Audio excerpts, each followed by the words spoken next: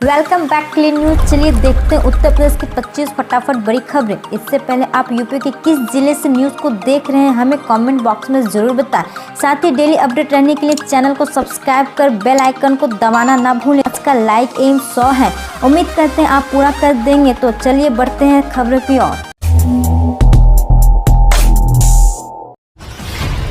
चलिए डालते हैं यूपी पंचायत चुनाव पर एक नजर। यूपी पंचायत चुनाव में गांव और ब्लॉक की सीटें किसके लिए होंगी आरक्षित, फीडिंग हो गया है शुरू। जी हां, यूपी पंचायत चुनाव की तैयारियां तेज से चल रही है। जिलों में 5 पदों की सीटों के आवंटन की फीडिंग का काम शुरू हो गया है। यही नहीं, चुनाव को लेकर गांव में हलचल तेज हो गई। हर कोई जानना चाह रहा है कि जिले में गांव और ब्लॉक की सीटें किसके लिए आरक्षित होगी। इसे जानने के लिए लोगों में होड़ मची है। अपने पक्ष में सीट आरक्षित करवाने के लिए दांव पेंच भी इस्तेमाल किए जा रहे हैं, मगर पंचायती राज निदेशालय के सख्त निर्देशों के अनुरूप इस प्रक्रिया में किसी भी तरह का जुगाड़ लग नहीं पा रही है। वर्ष 2015 के पंचायत चुनाव में तय हुई आरक्षण नीति को पलटते हुए शासन द्वारा घोषित नई नीति के अनुसार हर जिले में ग्राम प्रधान, ग्राम पंचायत सदस्य, क्षेत्र पंचायत सदस्य, ब्लॉक प्रमुख, जिला पंचायत सदस्य और जिला पंचायत अध्यक्ष पद के लिए आरक्षित सीटों की संख्या तो तय कर दी गई है। चलिए नजर डालते हैं यूपी बजट 2021 पर। नए भारत के नए उत्तर प्रदेश का लोक कल्याणकारी बजट पेश किया मुख्यमंत्री योगी आदित्यनाथ। जी हां, मुख्यमंत्री योगी आदित्यनाथ ने राज्य सरकार के वित्तीय बजट 2021-22 को 24 करोड़ भावनाओं का प्रतिनिधित्व करने वाला सर्वसमावेशी बजट कहा है। मुख्यमंत्री ने कहा है कि यह सबका साथ, सबका विकास और सबका विश्वास की उत्कृष्ट भावनाओं से परिपूर्ण है। यह बजट कोविड काल के बीच प्रदेश में नई आशा, नई ऊर्जा और विकास की नवीन संभावनाओं को उड़ान देने का माध्यम बनेगा। विधानसभा में वित्त मंत्री सुरेश खन्ना द्वारा बजट पेश किए जाने के बाद सीएम योगी पत्रकारों के मुखातिब थे। यूपी के हर मंडल को एक राज्य विश्वविद्यालय की सौगात, उच्च शिक्षा की सूरत बदलने की कोशिश। जी हां, उच्च शिक्षा के स्तर को नई बुलंदी देने के लिए प्रदेश की योगी सरकार ने बड़ा फैसला लिया है। मुख्यमंत्री के निर्देश पर यूपी के हर मंडल में एक राज्य विश्वविद्यालय की स्थापना की जाएगी। इससे ग्रामीण परिवेश के छात्रों को उच्च शिक्षा के लिए एक जिले से दूसरे जिलों व राज्यों में पढ़ाई करने के लिए दौड़ नहीं लगाना पड़ेगा। यूपी के इस बजट में किसानों को मुफ्त पानी, अयोध्या को 140 करोड़। जानिए बजट में किसे क्या मिला। जी हां, वित्त मंत्री सुरेश कुमार खन्ना ने सोमवार को योगी सरकार का 5वां बजट पेश किया। वित्त मंत्री ने किसानों को साधने के लिए कई ऐलान किए हैं। मेरठ में स्पोर्ट्स विश्वविद्यालय बनेगा, ग्रामीण क्षेत्रों में ओपन जिम बनाए जाएंगे, सामूहिक विवाह योजना का विस्तार किया जाएगा। साथ ही मुख्यमंत्री सक्षम सुपोषण योजना लाई जाएगी। प्रदेश के 19 जनपदों में कुल 40 छात्रावास बनाए जाएंगे। कोरोना टीकाकरण के लिए 50 करोड़ का बजट, अयोध्या के लिए 140 करोड़ का बजट प्रस्तावित है। योगी छात्रों को मिलेगा लैपटॉप। योगी सरकार ने टीकाकरण के लिए की 50 करोड़ की व्यवस्था। जी हां, योगी सरकार ने बजट में युवाओं के लिए कई घोषणाएं करने के साथ ही योगी छात्रों को लैपटॉप देने का ऐलान किया है। बजट भाषण के बाद मुख्यमंत्री योगी ने मीडिया को संबोधित करते हुए कहा कि सरकार मुख्यमंत्री अद्भुत योजना के तहत पात्र छात्र छात्राओं को लैपटॉप मुहैया कराएगी। इसके अलावा बजट में जिन मंडलों में राज्य विश्वविद्यालय नहीं है वहां विश्वविद्यालय बनाने का ऐलान किया है। इसके अलावा ओपन एयर जिम और गांव में खेल का मैदान बनाने की बात कही है। मुख्यमंत्री ने कहा कि हमारी कोशिश है कि प्रदेश के प्रत्येक गांव में एक खेल का मैदान हो। 1 मार्च से खुलेंगे यूपी के प्राइमरी स्कूल। कक्षाओं की सजावट के साथ तिलक लगाकर होगा बच्चों का स्वागत। जी हां, मुख्यमंत्री योगी आदित्यनाथ की ओर से यूपी के बेसिक शिक्षा विभाग को स्कूलों में ऐसा माहौल तैयार करने के निर्देश दिए गए हैं जिससे विद्यालय में पढ़ने वाले बच्चे कक्षाओं में वापस लौटने के लिए प्रोत्साहित हो सके।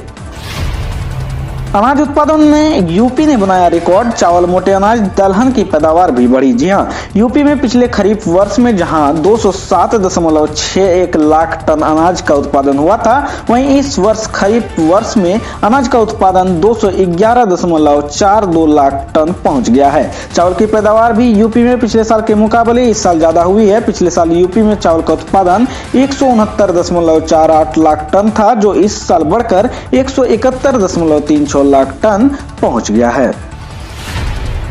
योगी सरकार के बजट पर विपक्ष का वार, मायावती ने निराशाजनक, अखिलेश ने किसानों को धोखा बताया। जी हां, योगी सरकार ने अपना आखिरी बजट सोमवार को यूपी विधानमंडल में पेश कर दिया। सरकार ने जहां 5.5 लाख करोड़ के अब तक के सबसे बड़े इस बजट को सभी वर्गों के लिए समर्पित बताया है, वहीं विपक्ष की ओर से इस पर काफी नकारात्मक प्रतिक्रियाएं आई है। बसपा सुप्रीमो मायावती और समाजवादी पार्टी के राष्ट्रीय अध्यक्ष अखिलेश यादव ने एक सिरे से बजट को नकार दिया है। बसपा सुप्रीमो मायावती ने 2 ट्वीट कर अपनी प्रतिक्रिया दी। उन्होंने कहा कि यूपी सरकार का बजट भी केंद्र सरकार के बजट की तरह ही है। यह बजट प्रदेश में बेरोजगारी की क्रूरता दूर नहीं कर सकता। यह अति निराश करने वाला है। केंद्र सरकार की तरह उत्तर प्रदेश के बजट में भी जनता को वायदों के साथ हसीन सपने दिखाने का प्रयास किया गया है।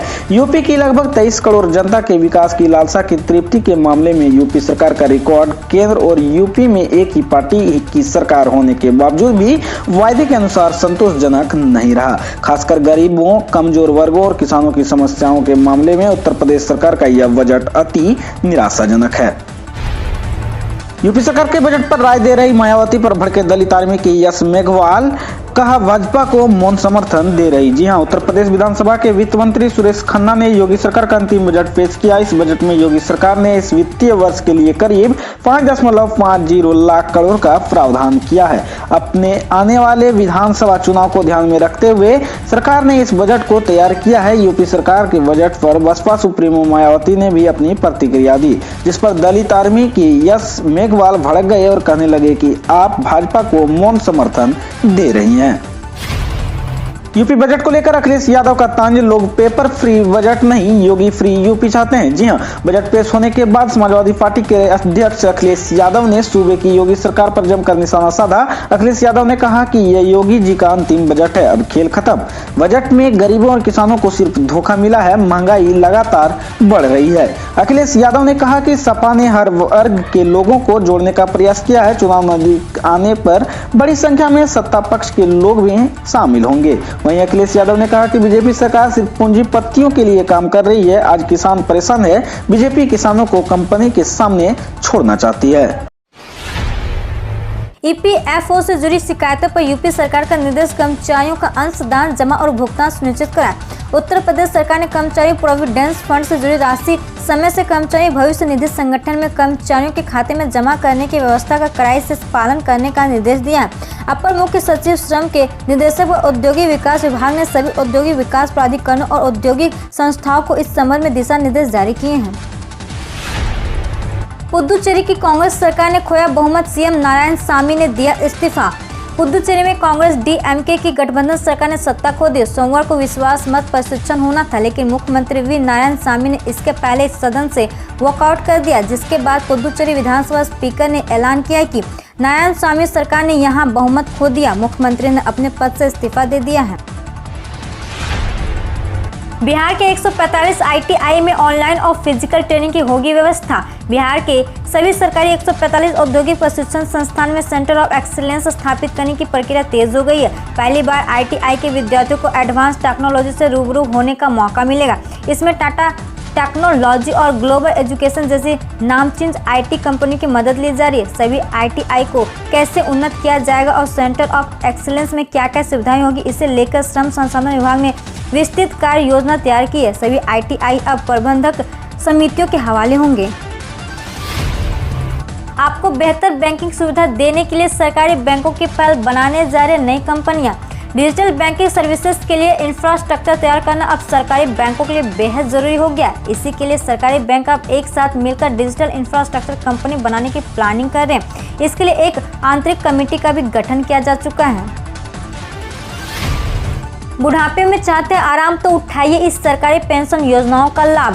केंद्र की नरेंद्र मोदी सरकार ने बीते सालों में कई योजनाओं शुरू की है। पिछले एक साल में इस योजनाओं के लाभार्थी की संख्या में तेजी से इजाफा हुआ। जनवरी 2021 के अंत तक इस योजना के लाभार्थी की संख्या में 22% की बढ़ोतरी दर्ज की गई है। पेंशन कोष नियामक और विकास प्राधिकरण के अनुसार जनवरी 2020 में इस योजनाओं का लाभ उठा रहे लोगों की संख्या 3.33 करोड़ रुपए थी, जो कि जनवरी 2021 में बढ़कर 4.05 के आंकड़े तक पहुंच गई है। 8 लाख कंस्ट्रक्शन मजदूरों को सरकारी योजनाओं का लाभ दिलाने के लिए चलेगा रजिस्ट्रेशन अभियान। राजधानी दिल्ली में करीब 8 लाख कंस्ट्रक्शन मजदूरों को रजिस्टर करने के लिए केजरीवाल सरकार पंजीकरण अभियान चलाएगी। दिल्ली सरकार के मुताबिक इससे मजदूर शिक्षा, पेंशन, शादी और अन्य चीजों में सरकारी योजनाओं का लाभ उठा सकेंगे। मनीष सिसोदिया ने कहा कि दिल्ली में लगभग 10 लाख कंस्ट्रक्शन वर्कर होने का अनुमान है। 45 साइट पर आज से रजिस्ट्रेशन डेस्क लगेंगे। ये पंजीकरण अभियान 1 महीने तक चलेगा। लॉन्च होने के 4 साल बाद भी उड़ान योजना कर रही है संघर्ष। सिर्फ 40% रूटों पर ही फ्लाइट्स। मोदी सरकार ने 2016 में देश में हवाई कनेक्टिविटी बढ़ाने के लिए उड़ान योजना शुरू की थी, लेकिन 4 साल बाद भी ये योजना पूरी तरह सफल नहीं हो सकी है। एयरलाइंस ने अब तक दिए हवाई रूट्स में से केवल 40% पर ही सक्रियता दिखाई है। होली से पहले शुरू होगी कई स्पेशल ट्रेनें। यूपी बिहार के यात्रियों को मिलेगा फायदा। देखें ट्रेनों की सूची। भारतीय रेलवे की एक घोषणा से होली से पहले उत्तर प्रदेश और बिहार के यात्रियों का सफर आरामदायक होने वाला। कोरोना के कारण कम संख्या में चल रही ट्रेनों के बीच यह खबर काफी सुकून देने वाली है। खासकर बिहार और पूर्वोत्तर रेलवे जाने वाले यात्रियों को होली से पहले काफी फायदा होने वाला है। रेलवे की ओर से यात्रियों की सुविधा के लिए 1 मार्च से कई ट्रेनों की शुरुआत की जाएगी। प्राप्त जानकारी के मुताबिक सभी कोच आरक्षित श्रेणी के होंगे। इसमें यात्रा करने वाले यात्रियों को कोविड-19 के मानकों का पालन करना होगा। रेलवे के अनुसार 05054, 05053 लखनऊ छपरा लखनऊ विशेष गाड़ी और 05083, 05084 छपरा फर्रुखाबाद छपरा विशेष गाड़ी का परिचालन शुरू होगा। अगले सप्ताह आ सकती 8वीं किस्त। आमतौर पर देखा गया है कि पीएम किसान स्कीम की किस्त को जिस माह में वह आने वाली होती उसके पहले सप्ताह में ही लाभार्थी किसानों को खाते में भेज दिया जाता। पीएम किसान स्कीम के तहत छोटे और सीमांत किसानों को 2000 रुपये की 3 किस्तों में साल में 6000 रुपये की वित्तीय वर्ष सहायता दी जाती है। कम पढ़े लिखे हैं तो क्या हुआ, सरकारी नौकरी के हकदार तो इसके लिए कर सकते हैं आवेदन। बिहार स्वास्थ्य सुरक्षा समिति ने राज्य स्तर पर मेडिकल ऑफिसर के पद पर भर्ती के लिए नोटिफिकेशन जारी किए। इच्छुक और योग्य उम्मीदवार 15 मार्च 2021 को या उससे पहले निर्धारित प्रारूप के माध्यम से पदों पर आवेदन कर सकते हैं। दक्षिण पूर्व मध्य रेलवे में करनी है नौकरी तो खेल कोटे में 23 तक करें आवेदन। यदि आप खिलाड़ी और रेलवे में नौकरी करना चाहते हैं तो सुनहरा अवसर आपके पास है। रेल कोटे के तहत भर्ती प्रक्रिया चल रही है जिसके लिए आप आवेदन कर सकते हैं। दक्षिण पूर्व मध्य रेलवे 26 पद पर भर्ती के लिए आज 23 फरवरी तक आवेदन मांग रहा है। आवेदन करने की प्रक्रिया 23 जनवरी से शुरू हो गई थी। भर्ती के लिए आवेदन करने की अंतिम तिथि आज 23 फरवरी है, जिसके लिए केवल 1 दिन का समय बचा है। 1 अप्रैल से कैश बंद, ऑनलाइन बिल जमा कर ले फायदा। 1 अप्रैल से बिजली कंपनी अपने कैश अकाउंट बंद करने जा रही। इसके विकल्प के तौर पर वर्तमान में चल रहे MP online common service centre, ATP machine, company के portal, net banking, credit debit card, UPI, ECS, EBPS, BPPS, cash card, wallet, Paytm, Google Pay, PhonePe आदि एवं उपाय मोबाइल ऐप द्वारा बिल भुगतान की सुविधा उपभोक्ताओं को उपलब्ध रहेगी। इसके अलावा चित स्थान पर चयनित एजेंसियों को ऑनलाइन भुगतान के लिए अधिकृत किया जाएगा। ग्रामीण फीडर पर चलने वाले उद्योग को बिल में छूट बंद करने की तैयारी।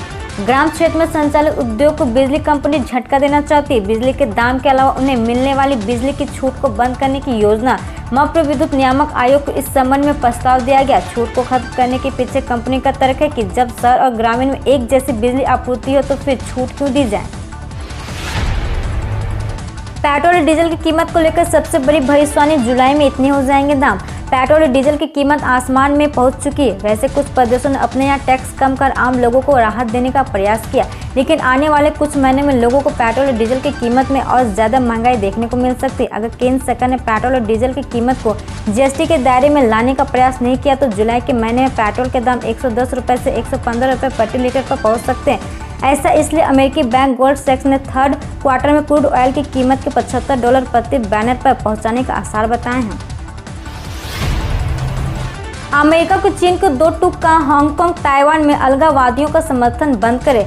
पिछले कुछ सालों से अमेरिका और चीन के रिश्ते काफी बिगड़ गए। हालात इतने आगे बढ़ गए कि दोनों मुल्क खुलेआम एक दूसरे को लेकर बयानबाजी कर रहे हैं। हाल ही में चीन ने एक बार फिर से अमेरिका को आंख दिखाई है।